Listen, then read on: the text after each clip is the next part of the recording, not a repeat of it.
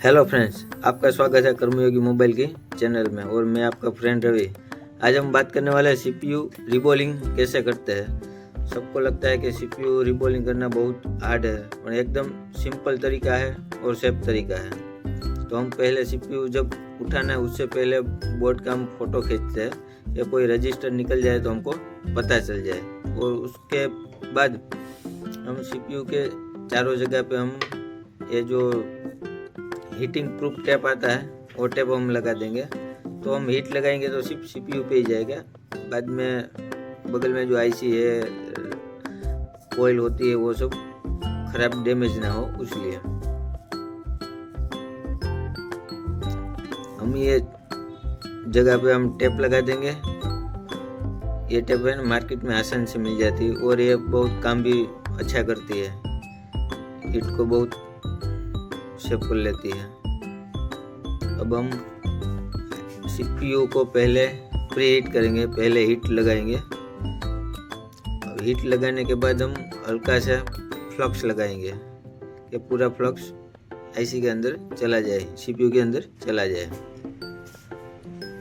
उसके बाद ये सीपीयू तो हम डायरेक्ट ट्विचर से उठाएंगे नहीं, उसका जो ओपनर आता है वहाँ से हम हल्का सा, जब हीटिंग हो जाए, जैसे हम लगे कि नहीं बॉल मेल्ट हो गया, जबरदस्ती नहीं करना, क्योंकि जबरदस्ती करोगे तो बोर्ड में या सीपीयू के बॉल टूट जाएंगे, ट्रैक ओपन हो जाएगी। उससे अच्छा आराम से हिलाते रहो और हल्का सा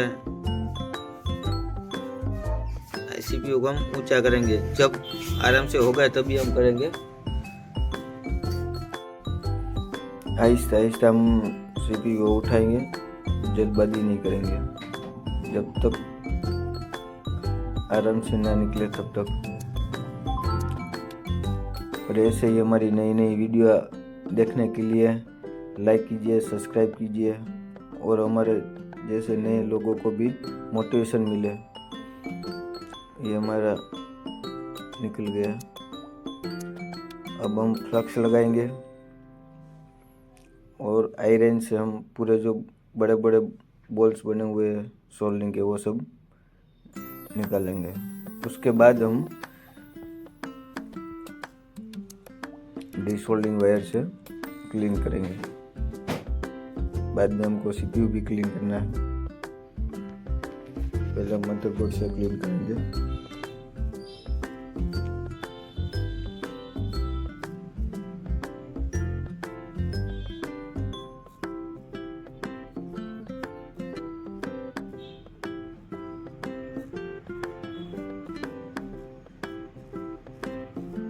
ये हमारा काम सभी है ना, एकदम आराम से करने वाला काम है। इसमें कोई भी काम में जल्दबाजी करेंगे तो गलती होगी, तो खराब होगा, हमारा काम बिगड़ेगा। कुछ ऐसा आराम से कीजिए। अब हम डिसोल्डिंग से जितना भी सोल्ड बचा होगा उसको हम क्लीन कर देंगे और एकदम बोर्ड को क्लीन करेंगे। इसमें हम जल्दबाजी करेंगे तो क्या होगा, ये जो हमारी बोर्ड की ट्रैक्स है वो टूट जाएगी तो फिर दिक्कत होगी। उससे अच्छा आराम से करें,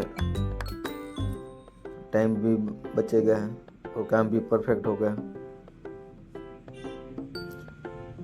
सीपीयू उठाने में सभी बहुत डरते थे, ये इतना आसान है। एक दो बार आप ट्राई करोगे, प्रैक्टिस करोगे, परफेक्ट हो जाएगा। एक उसका है ना तरीका होता है, वो कौन सा टेक्निक से आप उठा रहे हो उसका बहुत अच्छा होता है। ये हमने क्लीन कर दिया।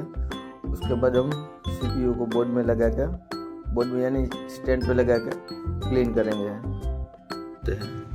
बाद में हम आईसी में सीपीयू जो है हमारा, सीपीयू को क्लीन कर देंगे। उसमें हमने फ्लक्स लगाया था, आयरन से क्लीन करेंगे। इसमें हम डिसोल्डिंग वायर का इस्तेमाल नहीं करेंगे, क्योंकि सीपीयू का जो ट्रैक होता है वो बहुत नाजुक होता है, तो खराब हो जाता है।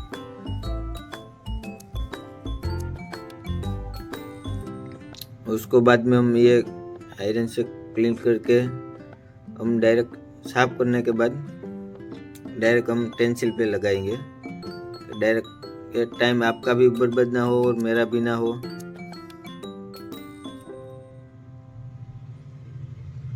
ये एकदम क्लीन हो जाएगा।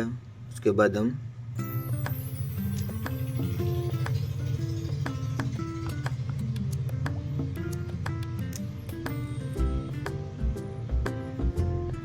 अब हम टेंसिल में लगा के मैं आपको दिखाता हूँ। वो भी यूनिवर्सल टेंसिल है।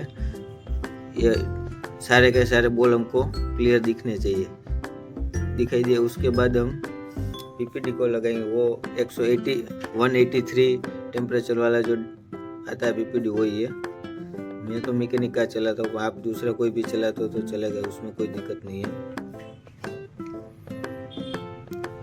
एकदम जोर से नहीं करना है, हल्के हाथों से करना है, क्योंकि हल्के हाथों से जोर से करेंगे तो अंदर पीपीडी ज़्यादा चला जाएगा, तो अंदर से बॉल इकट्ठे हो जाएंगे। इसलिए आराम से हम करेंगे। हमने पीपीडी लगा दी, एक बार हम कॉटन से क्लीन कर देंगे तो बाहर जो एक्स्ट्रा पीपीडी होगी वो निकल जाएगी। उसके बाद ट्वीजर को हम एक छेड़ा साइड में रखेंगे और एक छेड़ा बीच में रखेंगे, और 245 से 250 टेम्परेचर पे हम हीट लगाएंगे। वो भी जिग जैग वाइज लगाते रहेंगे। हमने थोड़ा सा वीडियो फास्ट कर दिया है। वीडियो थोड़ा लंबा बनेगा पर आपको एकदम परफेक्ट समझ में आ जाएगा कि नहीं सीपीयू हम भी बिठा सकते हैं। ये हमारा हीट लग गया, आराम से हम निकल देते हैं।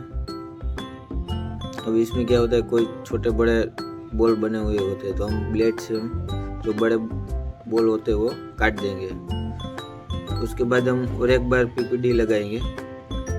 कैसा है, कोई छोटा बॉल रह गया हो तो एक समान हो जाए।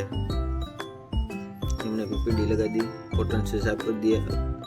फिर से हम ट्वीजर को एक बीच में रखेंगे और एक लास्ट में रखेंगे, और 250 के टेम्परेचर से हम हीट लगाएंगे। और ये एकदम मस्त बॉल बनने लगा है। सभी को प्रॉब्लम आती है कि हमारी टेंसिल फूल जाती है। ये टेक्निक से करोगे तो एकदम परफेक्ट होगा, बीच में टेंसिल फूलेगी भी नहीं, एकदम आराम से रहेगा। ये हो गया। ब्लेड से एक बार हम बड़े बड़े बॉल काट के सही कर देंगे। आपको ऐसा लगेगा कि नहीं सही सभी बॉल कट गए, तो उसका मतलब ये है कि हमारा बॉल सभी सही हो गया है। तो अब हम उसको टेंसिल से निकालेंगे और आपको दिखाते हैं बॉल। ये यूनिवर्सल है, तो यूनिवर्सल में जहाँ बॉल नहीं है वहाँ पर भी बना होता है। तो हम एक बार थिनर से क्लीन कर देंगे, तो जो हमारी एक्स्ट्रा बॉल बनी वो निकल जाएगी।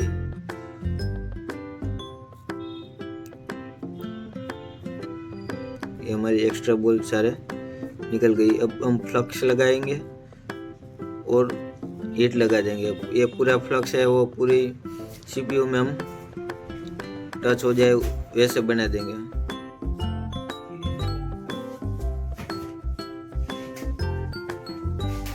भाई हमारे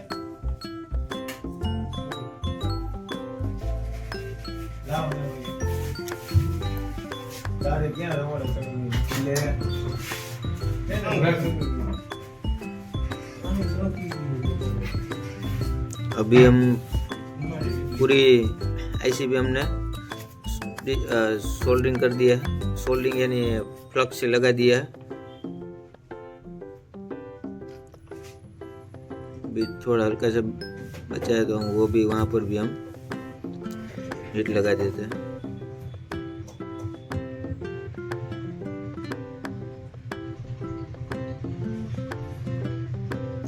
ये हमारी पूरी आईसी कवर हो गई।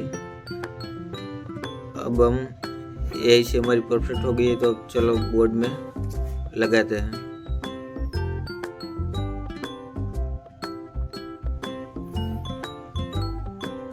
हमने नीचे मेटल का एक पैड रख दिया है, उसके ऊपर हमने बोर्ड रखा है।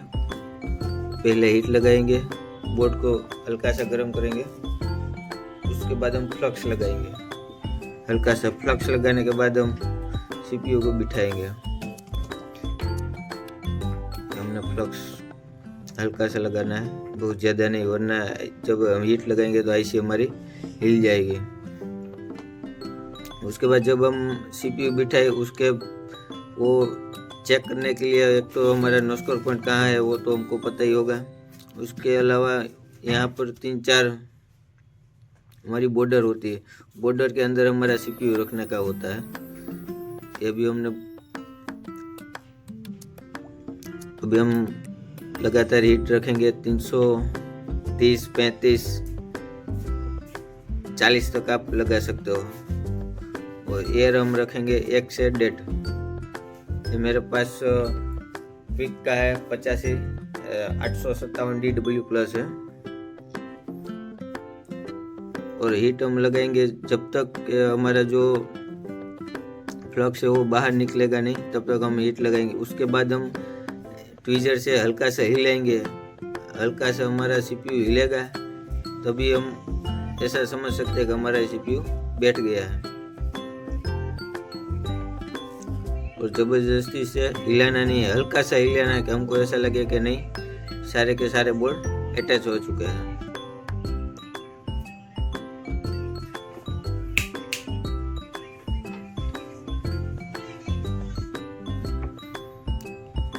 ये हल्का सा हमारा हिल गया CPU और ये हमारा CPU एकदम परफेक्ट बैठ भी गया है। और अब एक बार हम क्लीन कर देते हैं। ये हो गया CPU डन। थैंक यू हमारा वीडियो देखने के लिए। और पसंद आया हो तो एक बार लाइक भी कीजिए, सब्सक्राइब भी कीजिए और कमेंट भी कीजिए और शेयर भी कीजिए कि दूसरों को भी ऐसा कुछ नई टेक्निक आपको सीखने को मिलेगी। Thank you.